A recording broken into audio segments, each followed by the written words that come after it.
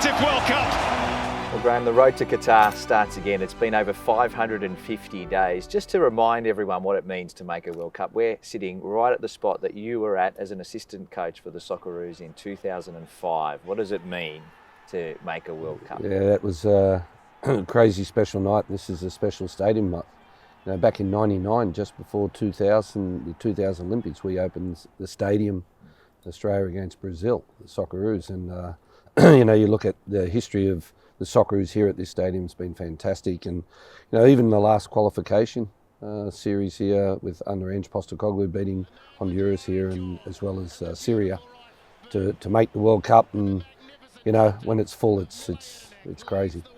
And it is a reminder of what's ahead, because your journey for this World Cup qualification campaign started a long, long time ago. But if we have a look back at the qualification period so far, 4 games, 4 wins, including 2 really significant wins. One against Kuwait, the biggest ever result for an Australian team in the Middle East, and then Jordan, where the Socceroos have never won before. Yeah, look, I think the more that you play in the Middle East, the more the boys get used to it, and everyone gets used to it. It's not in any way is it an intimidating countries that you go into. It's, you know, all of them have got beautiful pitches and beautiful stadiums. The atmosphere was pretty intimidating in Jordan, if I remember correctly. Yeah, it was. Yeah, at the end, I think that was more to their coach, not me, and not to us, because we were up 1-0 and we won 1-0. Yeah. But it was a great. That performance was a grinding win, which is fantastic to see, because you know, sometimes you don't play to the best of your ability or what you can, but it's about how you grind out a result. And I was very proud of the boys that night. But you know, if someone had said to me today that you know, I wouldn't have seen the Socceroo boys for 18 months and we hadn't played a game for 18 months, I wouldn't have believed it. But it's a pandemic, what the world is going through, and you know, we're getting back together next week. The Socceroos family is back and back together, and I can't wait. Talk to us about some of the challenges you've got in putting this squad together. We saw that Mitch Langerak came out and announced his retirement from international football. No doubt you spoke to him about that. It's not uncommon at this period of where we're at with the pandemic. Yeah, look, Zappers, it's you know, you've got the human side of things as well now, to more than ever to consider. You know, the old days and the old ways was a coach would select a national team, and if a player pulled out, well, basically he was retired. The second way was, you know, with the FIFA rules in place, if a player's announced in the squad and he doesn't turn up, he's suspended for those 2 weeks and games after. So my way, what I believe anyway through this pandemic is the individual and the human side of things, especially in and around where they're living, but with the family side of things. And you know, Mitch, just to be honest, it was a shock to get a text to call him, and he wanted to discuss his future with us, and he just looked forward at what was in front of him, and the way things are here in Australia at the moment with quarantine for 2 weeks when you arrive in the country, and those type of things. Even in Japan, it's the same.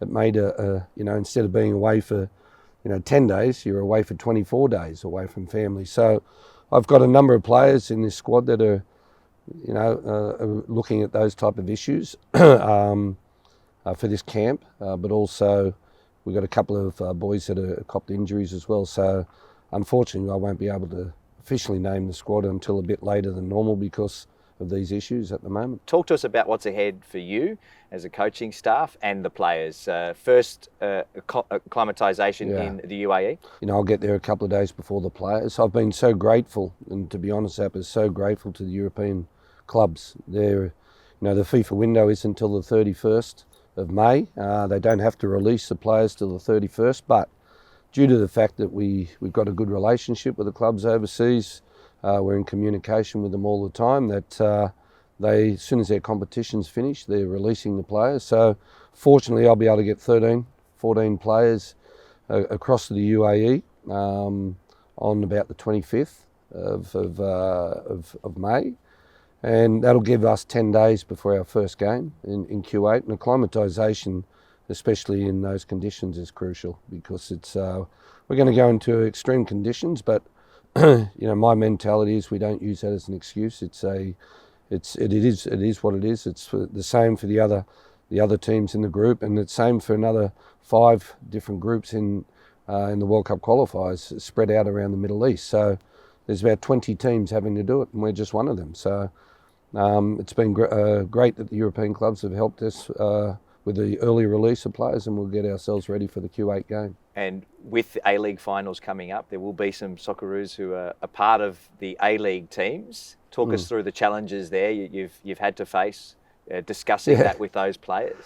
Yeah, look, it's tough because I went around to all the coaches and visited them and showed them the program, and I didn't make the draw for the A-League, and I respect the A-League so much, and I love the A-League, and I'm watching the games every week, and I know what it's done for my life and my career, so I have nothing but respect for it. But again, due to a pandemic, you know, the A-League did expect to have the competition finished by the middle of May, and due to the border closures in each state during the season and the backlog of games, they've had to extend the A-League. But at the end of the day, we've got a World Cup to qualify for, and unfortunately for the players they're put in a bad position of having to make a choice between club and country. The coaches, you know, a lot of the coaches this year are young coaches, and it's the start of their careers, and losing their best players for the final series is not helpful to anybody. But it is what it is, and you know, I'm speaking regularly and communicating with the coaches, the understanding of the situation for them. For the players' side of it, you know, talking to the players, and I think these days, you know, as I said at the beginning, you really have to get the commitment and the backing from the player that they really want to come into camp for them to be able to leave their clubs and come. Let's look at what's ahead for the Socceroos and the games you've got coming up. 4 games in a very short period of time. How will you manage the squad? With the conditions you mentioned, I'd expect there'd be some rotation through the games. Oh, there has to be zappers. You know, we play the 3rd, the 7th, the 11th, and the 15th, and we start off with obviously Q8 in Q8, and you know, fans will be allowed in, and it will be a great challenge that first game, and one I'm looking forward to immensely. And then we've got Taipei and then Nepal. They're 2 must-win games, and then we finish off with Jordan. So, you know, it's for me, it's just great to get back, and the fact that you know, there's 4 games and like a little mini tournament type thing is a great way to rebuild the Socceroos. And then from there, you're off to the Olympic Games. It's something that you've experienced before, but Australia hasn't experienced in quite a long time. A great achievement we've spoken about, but again, talk to us about what that means to you and some of the players that you'll be choosing. Yeah. You're spoiled for choice now. Oh, am I? No, look, I think the reason I'm spoiled for choice then is because we've got 2 teams now where we've gone along for many, many years since 2008 with one real national team. And, you know, when you look at the age group of the Olympics of being under 23, well, in my view, you should already have 6 players in the Socceroos squad. And I think you will see that with us when we do finally announce a squad for Q8. You will see a good handful of Olyroos boys as well to get that experience in and around the Socceroos players and boys. So, you know, it's exciting times. Not for me. It is exciting for myself. Sorry, but for the players, it's special. It's to be an Olympian is really a fantastic thing. Like even today, when I was an athlete in 1988, Olympian, I still get emails today and invites today to Olympic, Olympic functions and things like that. So it just shows you what you can get from being an Olympian. But just on the individual side of it, what this can do for a player's career is massive. And I truly believe that the strength of the Socceroos is the Olyroos. If you have a strong Olyroos team, it will then push the Socceroos boys to another level, and tap a few of the older boys on the shoulder and show that we've got some good youngsters coming through. So it's going to be a fantastic experience. Before we let you go, this is all done in a very different environment to what anyone's experienced before. The Socceroos and the Olyroos with the COVID pandemic.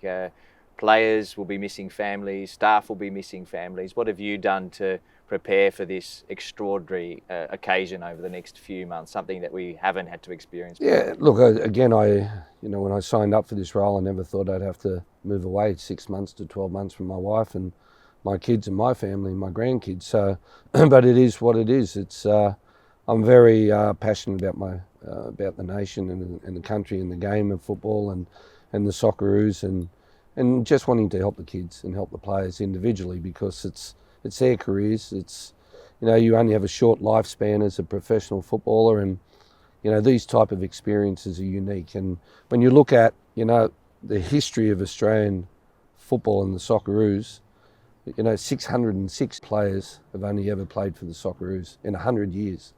That's an average of 6 a year. That's massive. That's not many people in the country can say they've played for the Socceroos. And for me, that's how special it is. I'm getting goosebumps now talking about it, but that's how special it is. Every time I give out a cap, I have to make sure that this is worthwhile and it's warranted, and that player has achieved it.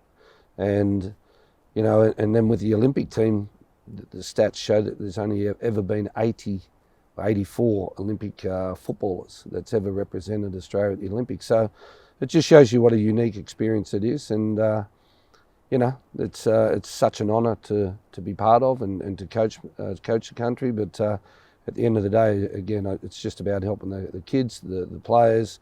And during COVID, it's just given an extra addition of caring for people, for me, on that side of it. That, you know, if I always tried to be a manager, like in a father figure way, and be there to help and support the kids and the players. But if ever I needed to do that more, it's now. And that's what I intend to do. Well done. You've tackled some big challenges already in your time as Socceroos boss. I know there'll be more to come in the next few months. You're well equipped to handle with it, and well done on what you've done so far, and good luck for the next few months.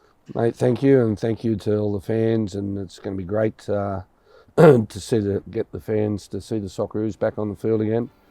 No, the 3rd of June we're back, and the brand is back, the team is back, the family's back, and let's enjoy it. Thanks for joining us. Cheers.